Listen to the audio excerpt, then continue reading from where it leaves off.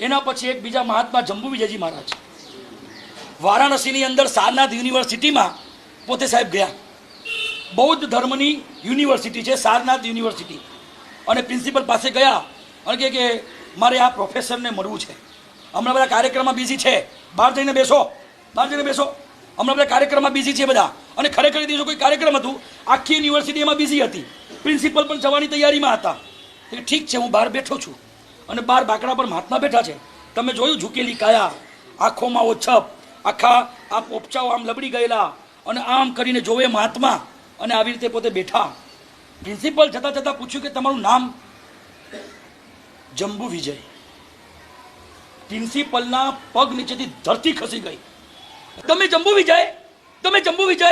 હા, હું જંબુ વિજય.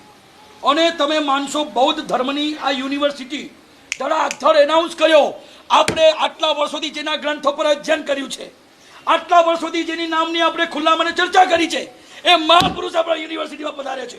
કાર્યક્રમ મુલતવી રહ્યો, આખો યુનિવર્સિટી એમની સામે ઊભી રહી ગઈ.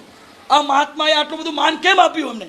જંબુ વિજયને મહાત્માને એટલા માટે માન આપ્યું કેમ કે એમને વાદી વેતાળ સુરીનો એક ગ્રંથ દ્વાસાર નય ચક્ર, આ એક ગ્રંથ માટે એ મહાપુરુષે પોતાની જિંદગીના 40 વર્ષ ખપાવ્યા છે. એ ગ્રંથ તમે નહીં સમજી શકો. મારી તો બુદ્ધિથી બહુ પરે છે, અચ્છા વિદ્વાન બી વાંચી નથી શકતા એવા ગ્રંથ માટે મહાપુરુષે 40 વર્ષ લગાડ્યા. અને આપણી પાસે શું હતું? માત્ર ને માત્ર એ ટીકા હતી, એના મૂળ શ્લોકો નહોતા.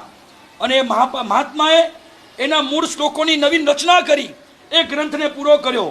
એટલો જટિલ ગ્રંથ કે અચ્છા વિદ્વાનો પણ જેને હાફ ચડી જાય, મોઢામાંથી લાળ પડી જાય તો પણ વાંચી ન શકે, પરસેવો પડી જાય તો પણ માથું ખપી જાય, પાગલ થઈ જાય તો પણ વાંચી ન શકે એવા ગ્રંથની મૂળભૂત એ મહાત્માએ રચના કરી.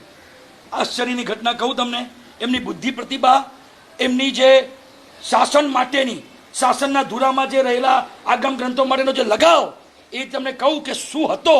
એ મહાત્માને પાછળથી એનો મૂળભૂત કૃતિ તિબેટથી મળી. બૌદ્ધોએ આપણા ગ્રંથો તિબેટમાં ટ્રાન્સફર કરી નાખ્યા હતા, તિબેટ ભાષા શીખ્યા અને એમાંથી બધા શ્લોકો મૂળ મળ્યા. જ્યારે મેચ કર્યું, 0.0001 પણ ફરક નવા શ્લોકોમાં અને જૂના શ્લોકમાં નહોતો. કોઈ ફરક નહીં, સેમ ટુ સેમ. કઈ રીતે એમને કર્યું હશે, કઈ રીતે? આ જંબુ વિજયજી મહારાજ આજે આ ક્ષણે આપણે યાદ ન કરીએ ને તો નગુણા કહેવાય. એમને જેટલા પણ પુસ્તકો સંપાદિત કર્યા, ભાવનગરમાં દ્વાસાર નય ચક્રનું જ્યારે વિમોચન હતું ને, જંબુ વિજય મહારાજ હાજર નહોતા.